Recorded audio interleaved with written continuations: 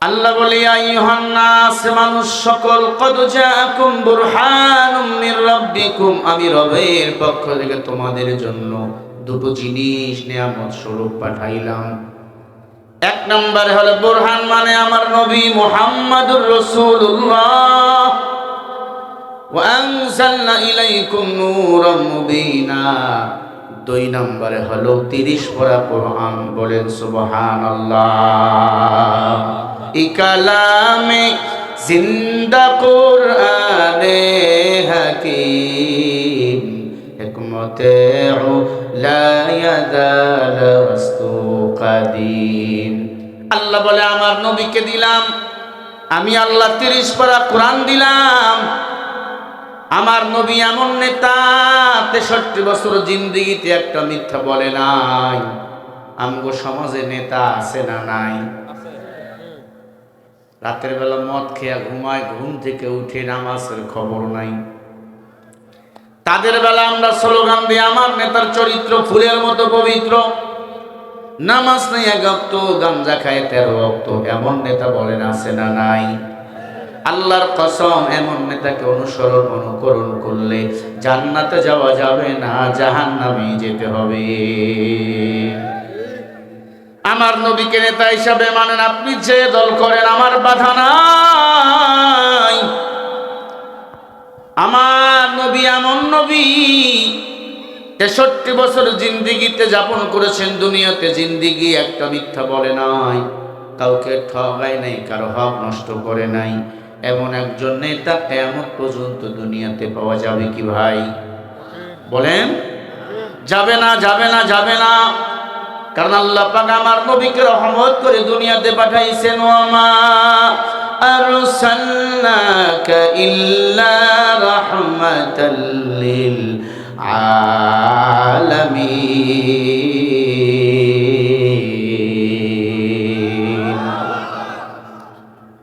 সূরা আম্বিয়া 107 নম্বর আয়াত।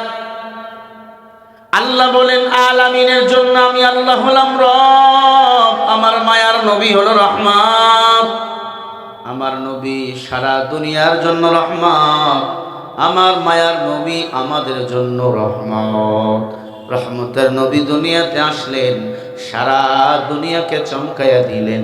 সারা দুনিয়ার মানুষ আমার নবীকে আলামিন বলে ডাকতো, বিশ্বাসী বলে ডাকতো। বলেন সুবহানাল্লাহ। আল্লাহ বলে শুধু নবী দেই নাই, 30 পারা কোরআন দিয়েছেন। আনজালনা ইলাইকুম নূরাম মুবিনা, 30 পারা কোরআন দিলাম আমি আল্লাহ।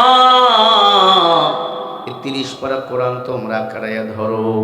আল্লাহর হাবিব বলেন ক্বালা রাসূলুল্লাহ সাল্লাল্লাহু আলাইহি ওয়াসাল্লাম তারাকতু ফীকুম আমরাইন লান তাদিল্লু মা তামাসসাকতুম বিহিমা কিতাবাল্লাহ ওয়া সুন্নাত রাসূলি। নবী বলে উম্মত, আমি নবীর ইন্তেকালের পরে দুটো জিনিস তোমরা আঁকড়ে ধরো।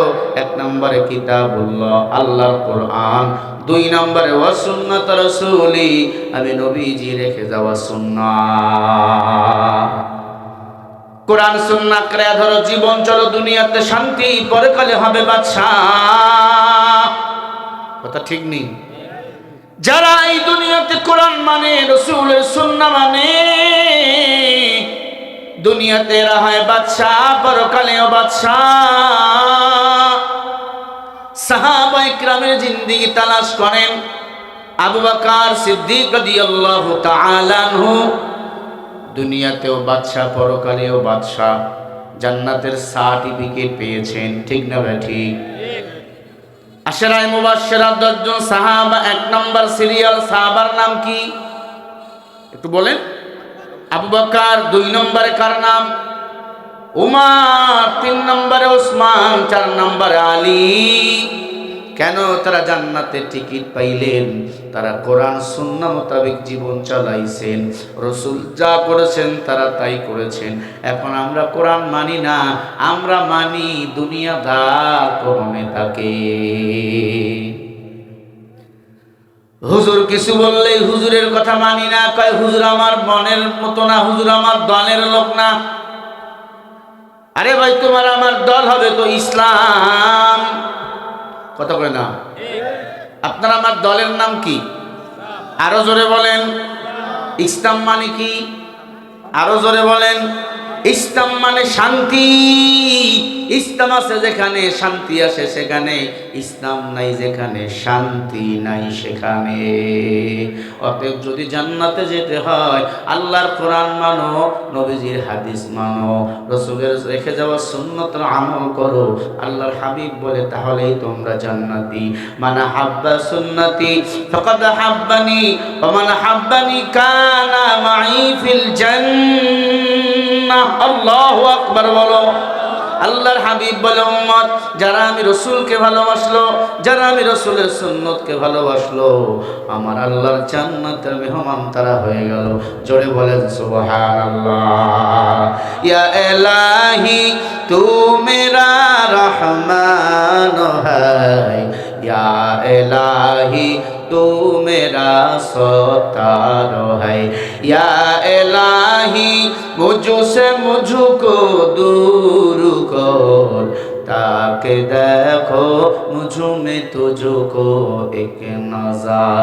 তাহলে বিপদে পড়লে কোরআন মানবো, হাদিস মানবো, আর বিপদ থেকে উঠলেই কোরআন হাদিসের বিরুদ্ধে কথা বলবো। হ্যাঁ ঠিক। এই দুনিয়াতে যতক্ষণ বাঁচবো বলেন কেবলমাত্র শুধুমাত্র ইবাদত করব কার?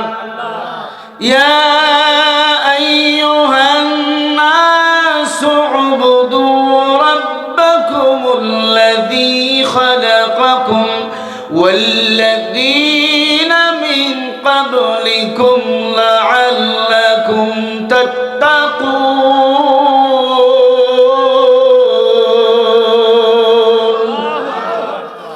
সূরা বাকারা 1 নম্বর পারা 3 নম্বর পৃষ্ঠা 10 নম্বর লাইনের 21 নম্বর আয়াত আল্লাহ বলে, হে মানুষ সকল উবুদ ইবাদত করো রাব্বাকুমুল্লাযী খালাকাকুম, তোমরা তোমাদের রবের ইবাদত করো, লাআল্লাকুম তাত্তাকুন, রবের যদি ইবাদত করতে পারো ওই রব বিনিময় তাকওয়া দান করে। বলেন সুবহানাল্লাহ।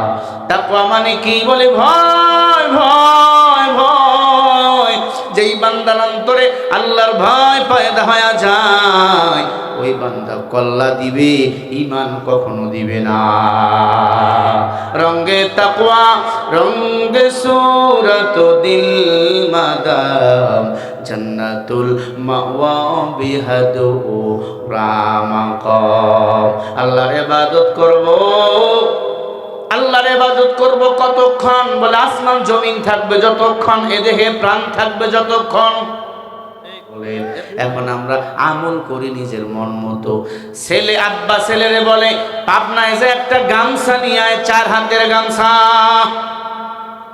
ছেলে বাজারে গেছে 4 হাতের গামছা নিয়ে আইছে, কিন্তু আব্বা মাপ দেয় গামছা একবার হয় 8 হাত, একবার হয় 2 হাত। ছেলে আনছে কয় হাত?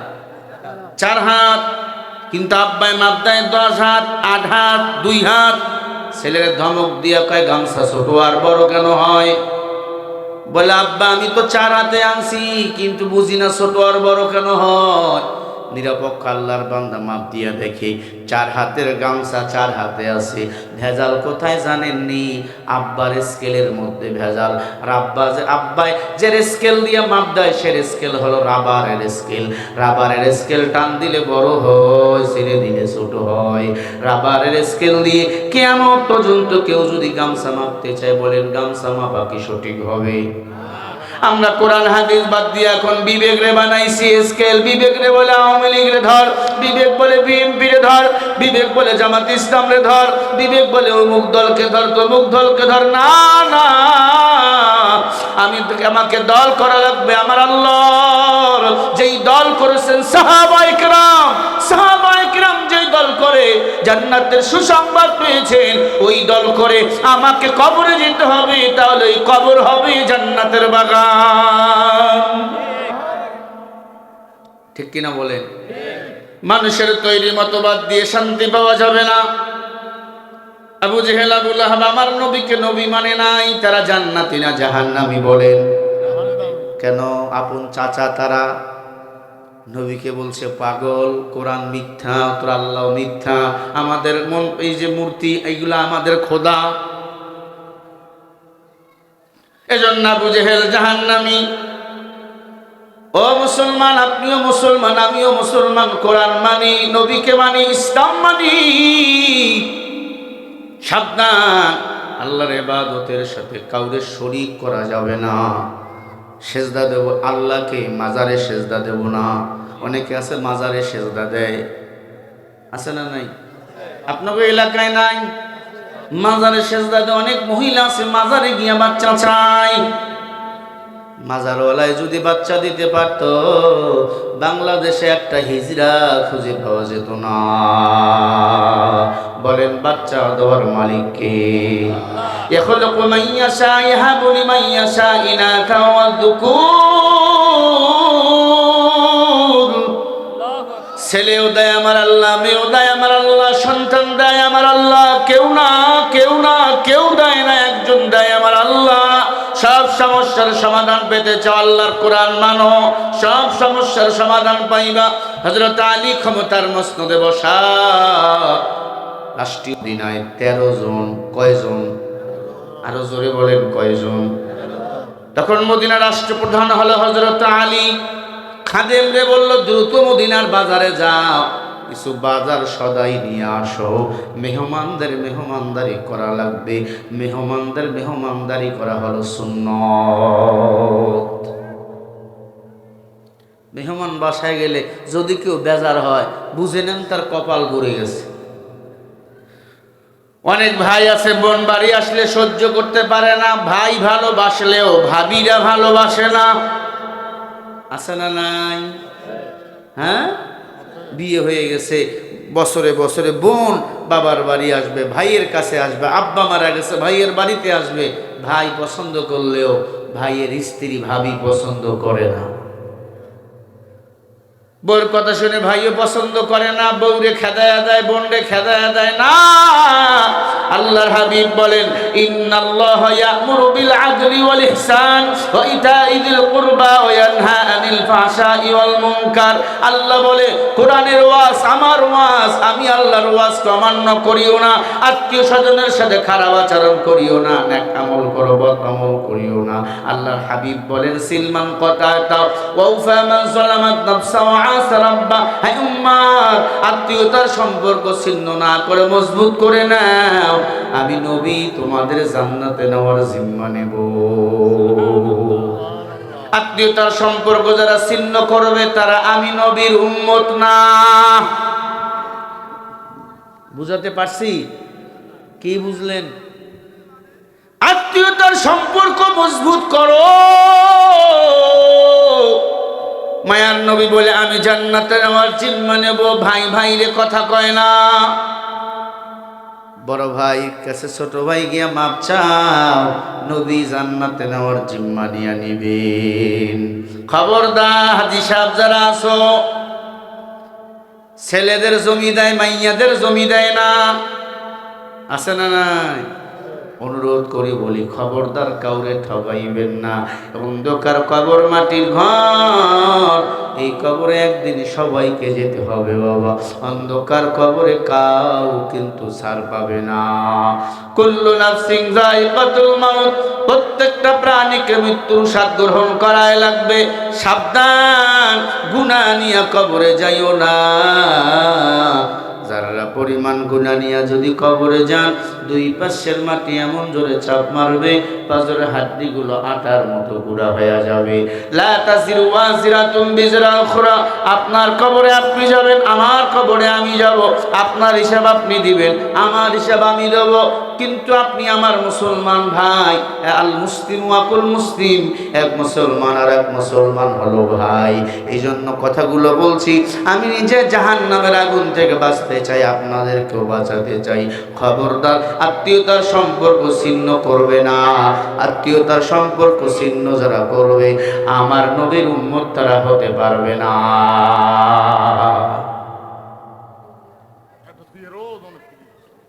কি কোনো সমস্যা? এর 2-4টা সে একবারে 5টা স্যার দেখেন। প্রিয় পর্দার অন্তরালের মা বোনেরা, মাইকের আওয়াজ যদি কানের মধ্যে যায়, শোনো। আল্লাহর হাবিব বলেন মাইয়া জামাল্লি মা বাইনা লাহিহি ওয়া মা বাইনা রিজলাইহি আজমাল্লাহুল জান্নাহ। নবী আমার বলে উম্মত দুটো জিনিস যারা হেফাজত করবে আমি নবী তাদের জান্নাতে নেওয়ার জিম্মা নেব। এক নম্বরে জবানের হেফাজত। কিসের হেফাজত?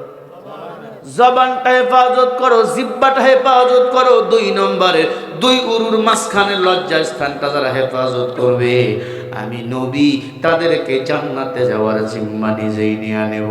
জোরে বলেন সুবহানাল্লাহ। তিনটি কাজ যারা করবে তারা জান্নাতে যাবে। এক নম্বরে আত্মীয়তার সম্পর্ক মজবুত করবে, ছিন্ন করবে না। না না না, আমার ভাই আমার ভাই, আমার ভাইরে আমি গালি দেব না, সে আমারে গালি দিলে আমি ক্ষমা করে দেব। তুমি যদি কাউরে ক্ষমা করে দাও কিয়ামতের ময়দানে আমার আল্লাহ তোমার সব গুনাহগুলো মাফ করে দিবে। তুমি কাউরে মাফ করে দিবা, আল্লাহ তোমারে মাফ করবে। তুমি কারো দোষ গোপন করবা, আল্লাহ তার দোষ গোপন করবে। এই হলো হালত। এখন জবান দিয়ে গিবত আমরা মানুষের করি। জবান এখন কেমন জানি হয়ে গেছে। চার দোকানে বইয়া বুড়িয়া বিড়ি টানে জবান দিয়ে মানুষের সমালোচনা করে। আছে না নাই? যারা মানুষের সমালোচনা করবে কিয়ামতের ময়দানে তাদের মুখে কোনো গোশত থাকবে না, কোনো গোশত থাকবে না। ব্যবসায়ী যারা ওজনে কম যারা দিবা তাদের শরীরে কোনো গোশত থাকবে না, হাড্ডিগুলো শুধু থাকবে, ওজনে কম দিবা না। খুব সাবধান। অজানা জিনিসগুলো জানার জন্য আজকের এই ওয়াজ মাহফিলের আয়োজন। ওয়াজ মানে উপদেশ। উপদেশ আমি বক্তা দেই না। ইন্নাল উলামা ওয়ারাসাতুল আম্বিয়া, আলেমরা হলো নায়েবে নবী। আলেমদের কথা তাচ্ছিল্য তুচ্ছ মনে করবেন না বাবা, কারণ নবী নাই, আলেমরাই হলো নবীর ওয়ারিস। কথা ঠিক না ভাই? ঠিক বলেন ভাইরা আমার। এইবার মাইক ঠিক হয়ে গেছে। মাইকগুলো কই? ও চলে গেছে। আবার বসো, হেন আসো। ও তাকবীর দেন, নারায়ে তাকবীর, লিল্লাহি তাকবীর, আল কোরআনের আলো। বসো বসো বসো। তোমার উঠা নিষেধ, আমি উঠবো তুমি উঠবা। হালকা সামান্য এবার রিকু দাও, সামান্য সামান্য, একেবারে সামান্য। ভাইরা আমার একটু খেয়াল করেন। বলছিলাম মদিনার রাষ্ট্রনায়ক আলী, মদিনার আলীর দরবারে 13 জন মেহমান বেড়াতে আসো। কোরআনের কত পাওয়ার সেটা বুঝাচ্ছি আমি আপনাদের। মেহমান বেড়াতে আসছে কয়জন? জোরে বলেন। তখন মদিনার প্রধানমন্ত্রীকে, আরো জোরে বলেন। আলী শেখ হাসিনার মতো প্রধানমন্ত্রী না, না, বাংলাদেশের চেয়ে 42 গুণ বড় রাষ্ট্র। অত পৃথিবীর প্রেসিডেন্ট আলী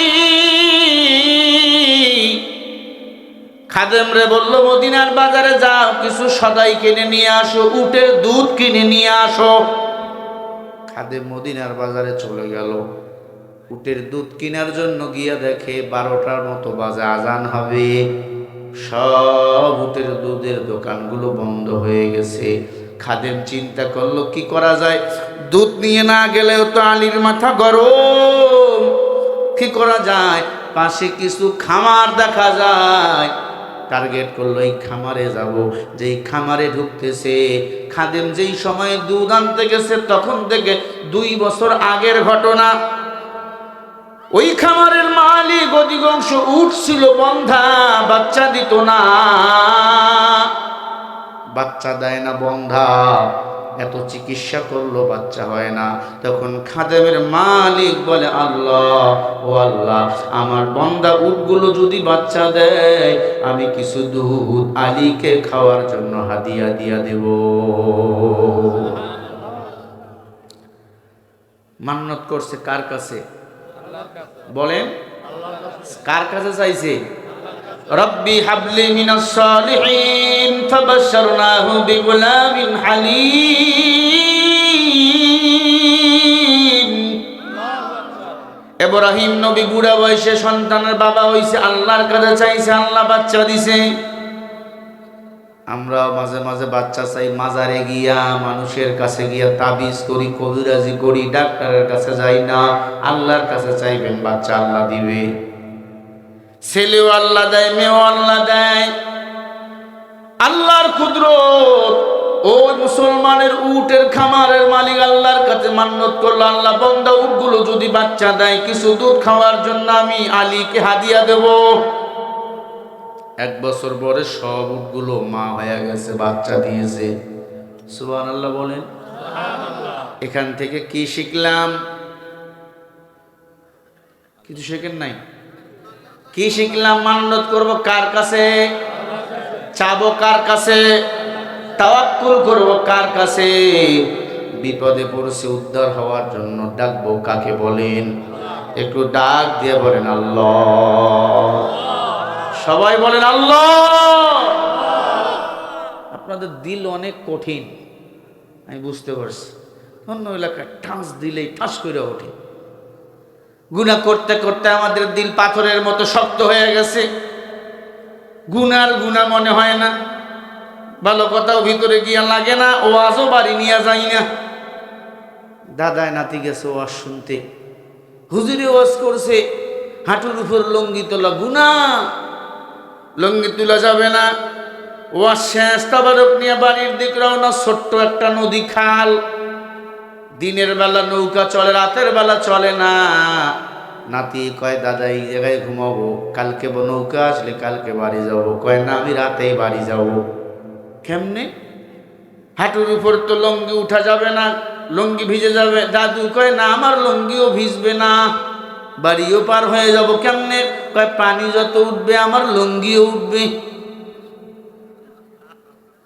কয় তাহলে তো তোমার ওয়াজ তুমি বাড়ি নিয়ে গেলা না। বলে তোর আব্বা দুনিয়াতে আসার আগ থেকে আমি ওয়াজ শুনি, এমনি বাড়ি যাই। ওয়াজ তো কম শুনলেন না জীবনে, প্রতি বছর এখানে মাহফিল হয়। ওরে ভাই, বয়ান বাড়ি নিয়ে যাওয়া লাগবে। বয়ান যদি বাড়ি নিয়ে না যাও, কপাল মন্দ। তোমার মতো কপাল মন্দ কেউ নাই। কারণ নিজের দোষে মরে বান্দা, আল্লাহরে দোষ দেয়। কথা কয় না কে?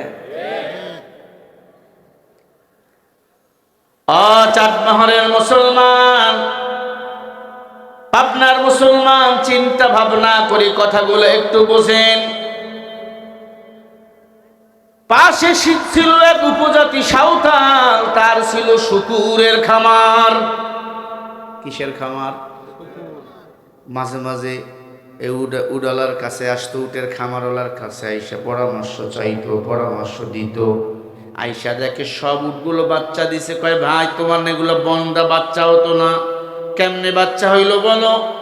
বলে আমি আল্লাহর কাছে চাইছি, আল্লাহ বাচ্চার মা বানাইয়া দিছে আমার উটগুলাকে, আলীকে কিছু দুধ হাদিয়া দিতে চেয়েছি, আল্লাহ আমার দোয়া কবুল করছে। ঠিক ওই পদ্ধতি লাগাইছে এবার উপজাতি সাঁওতাল। বাড়ি গিয়া কয় মুসলমানের আল্লাহ। নাউজুবিল্লাহ। আল্লাহ শুধু মুসলমানের না, সবার। আরো জোরে, ও মুসলমানের আল্লাহ, আমার এই বন্দা শুকুরগুলো যদি বাচ্চা দেয়, আমি কিছু শুকুরের দুধ আলীকে খাওয়ার জন্য বিনা পয়সায় হাদিয়া দেব। জোরে কোন সুবহানাল্লাহ। হ্যাঁ, জোরে বলেন নাউজুবিল্লাহ। কেন বললেন? শুকুরের দুধ খাওয়া মুসলমানের জন্য হালাল না হারাম? ঘুষ খাওয়া হালাল না হারাম? সুদ খাওয়া হালাল না হারাম? কেন নেন, কেন দেন বলেন? জবাব দিতে পারবো না। সুদ যারা খায়, নিজের মায়ের সাথে জেনা তারা করে, জিনা। বেয়াদবি ক্ষমা করে দেন। আমি জানি না কে এই হারাম ব্যবসার সাথে আপনারা যুক্ত। খবরদার, খবরদার, সুদখোরের বাড়িতে খাওয়াও হারাম। ওরে হাজী সাহেব পাগড়ি মাথায় দিয়া ঘোরো, মানুষে হাজী সাহেব বলবে হজ করছো, হজের হক আদায় করো। মুসলমান দাবি করো, সুদের খাতা থেকে নাম কাটতে পারো নাই, মুসলমান দাবি করো রোজা রাখতে পারো না, মুসলমান দাবি করো তারাবি পড়ো না, মুসলমান দাবি করো নামাজ পড়ো না, মুসলমান দাবি করো নিজের মেয়েরে পর্দা করাইতে পারো না, মুসলমান দাবি করো আল্লাহর কসম ইতিমের হক আদায় করো না। তোমার মতো হাজী সাহেব মুসলমান দূরের কথা, আল্লাহর জান্নাত যাবে দূরের কথা, মুসলমান তুমি হতে পারো না। তুমি রমজান এলে রাখো না রোজা, দিনকে করো আঘাত, পয়সা করি নেই তো অভাব, দাও না তো যাকাত। তুমি ইমানদারির বড়াই করো, নেই তোমার ঈমান, তুমি এমন মুসলমান, কেমন মুসলমান তুমি, কেমন মুসলমান। নামাজের সাথে নাই পরিচয়, মানো না কোরআন, তুমি এমন মুসলমান। তুমি সুদের টাকায় প্রাসাদ গড়ো, ঘুষ ছাড়ো না, দিন দুঃখী না খেয়ে মরে খবর রাখো না। তুমি ঘুষ খেয়া বিচার করো সাজিয়া প্রধান, তুমি নবীর উম্মত দাবি করো সুন্নাহ মানো না, নবীর অপমানে তোমার হৃদয় কাঁদে না। তুমি বিজাতীয় সংস্কৃতিতে সুপেছো পরাণ, তুমি এমন মুসলমান, কেমন মুসলমান তুমি, কেমন মুসলমান। নামাজের সাথে নাই পরিচয়, মানো না কোরআন, তুমি এমন মুসলমান। বলেন এমন মুসলমান আছে না নাই? আপনাদের এলাকায় নাই?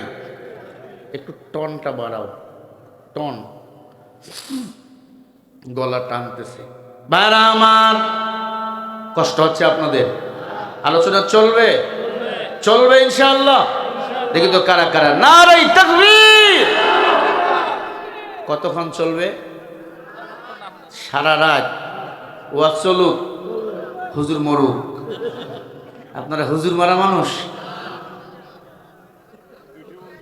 ভাইরা আমার, কথাগুলো দিলের কান দিয়ে বুঝে নেন। আল্লাহর কুদরত বুঝা বড় দায়।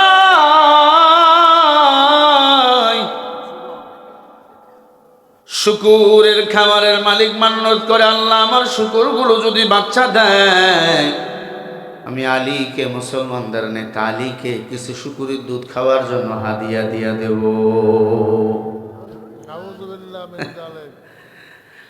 আমাদের কপাল বড় মন্দ, সুদখোর ঘুষখোর হচ্ছে এখন আমাদের নেতা। কথা বলে না? হুজুররা যদি বলে আমরা ক্ষমতায় যাব, কই তুমি ইমামতি করো। মনে রাখবেন, আগামীর বাংলাদেশ হুজুরদের বাংলাদেশ, আগামীর বাংলাদেশ দাড়িওয়ালা টুপিওয়ালাদের বাংলাদেশ। ঠিক না বা ঠিক? এখন বলেন দাড়িওয়ালা ক্ষমতা যাবে, তুই মুসলমান হলে তোমাকে দাড়ি রাখাই লাগবে, দাড়ি রাখবা না তুমি জান্নাত যেতে পারবা না। কথা বলে না? অনেকে তো আবার হুজুরের যদি একটু ছোট দাড়ি দেখে কয় ফুকু দাড়ি আছে না? কিরে তুই ফুকু দাড়ি রাখছো? আমার ছাগলেরও ফুকু দাড়ি আছে, তোর ছাগল ছাগল লাগে, আছে না? এক ছাত্ররে কয় তোর ফুকু দাড়ি, তোর ছোট দাড়ি, তোর ছাগলের মতো দাড়ি, তোর ছাগল ছাগল লাগে।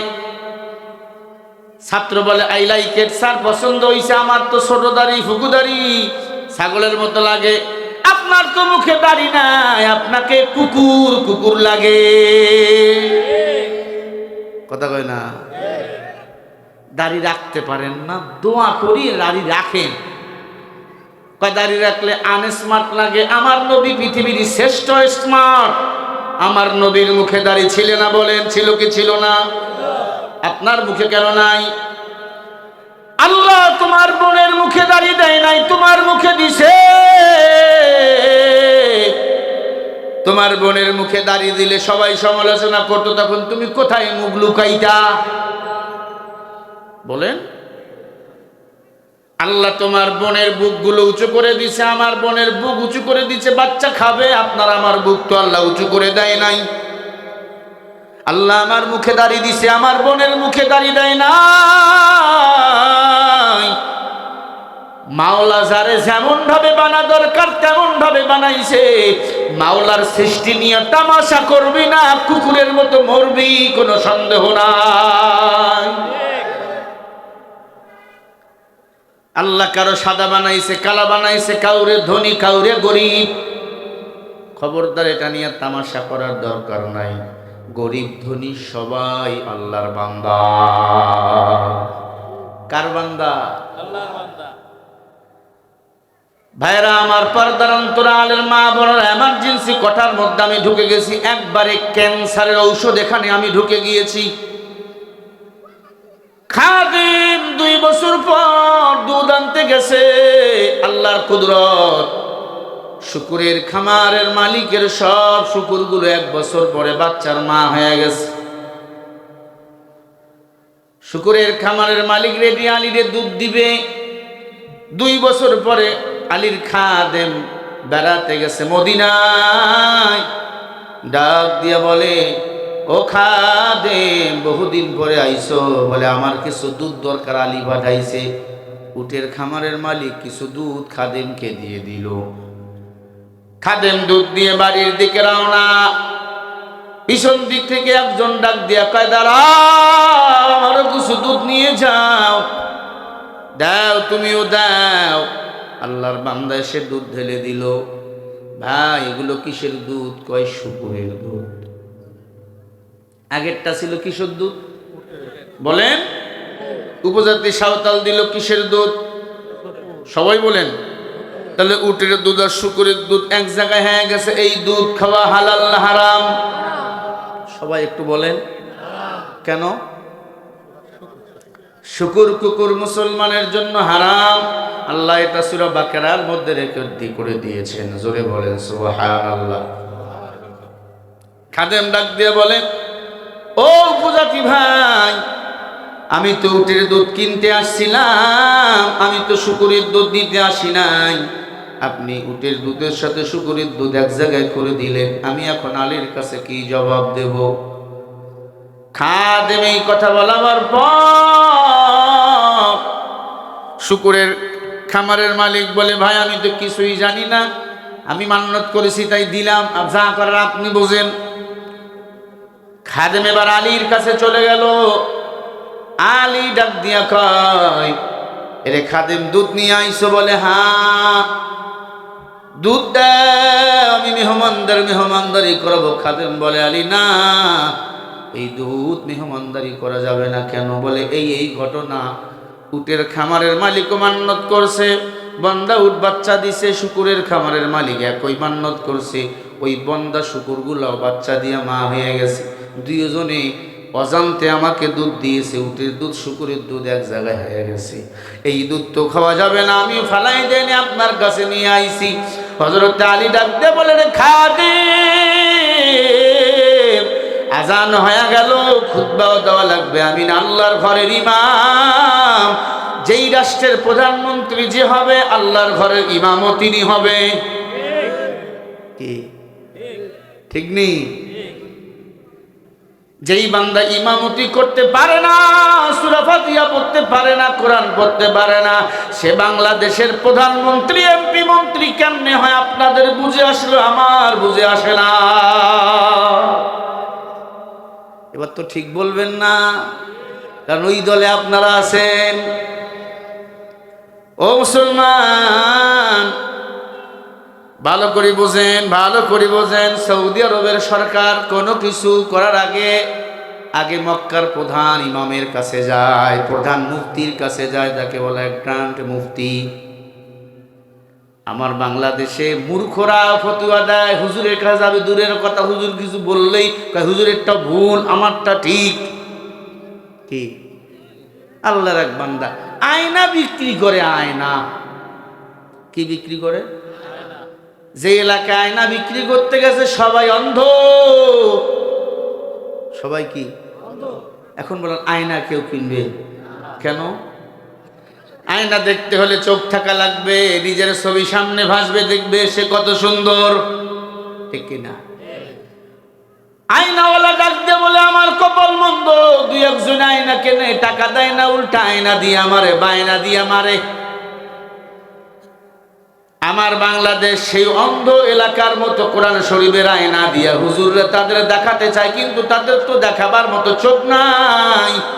যা চোখ আছে আওয়ামী লীগ বিএনপি কিনে আনিছে, আল্লাহর কোরআনের চোখ আমাদের চোখে না।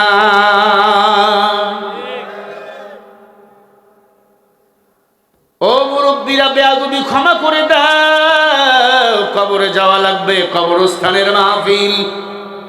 কি নিয়ে কবরে যাবেন? আপনাকে জিজ্ঞাসা করা হবে না কোন দল করছো, তোমার নেতার নাম কি ছিল, এটা জিজ্ঞাসা করা হবে না। রবের পরিচয় দাও, ধর্মের পরিচয় দাও। মায়ার নবী রহমাতুল লিল আলামিনের উম্মত কিনা, মায়ার নবীর ছবি দেখানো হবে। এই তিন আমলের উপর প্রশ্ন ফাঁস। এই তিন আমলের উপর যদি আমল করো, কবরে হবে জান্নাতি। আর যদি এই তিন আমলের উপর আমল করতে না পারি, হব জাহান্নামের মেহমান। আপনাদের কষ্ট হয় নাকি? খাদেম ডাক দিয়া বলে, আলী কি করবেন? আলী বলে, চিন্তা করিও না, আল্লাহর কোরআন সামনে আছে। ওয়ালা ইয়াতুনাকা বিমাসালিন ইল্লা জি'নাকা বিল হক ওয়া আহসানা তাফসীরা।